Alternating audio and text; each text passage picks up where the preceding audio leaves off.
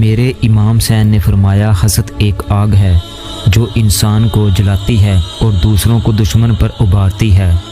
لالچ سے آدمی مصیبتوں میں پھنس جاتا ہے، تکبر سے دین اور ایمان جاتا ہے۔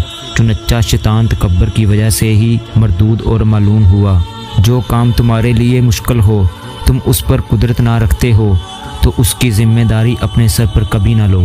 تمہاری عمر برابر کم ہوتی جا رہی ہے، جو کچھ تمہارے ہاتھ میں ہے اس سے کسی کی مدد کر جاؤ۔ سردار بننا چاہتے ہو تو حرکت و عمل جد و جہد کو اپنا معمول بنا لو۔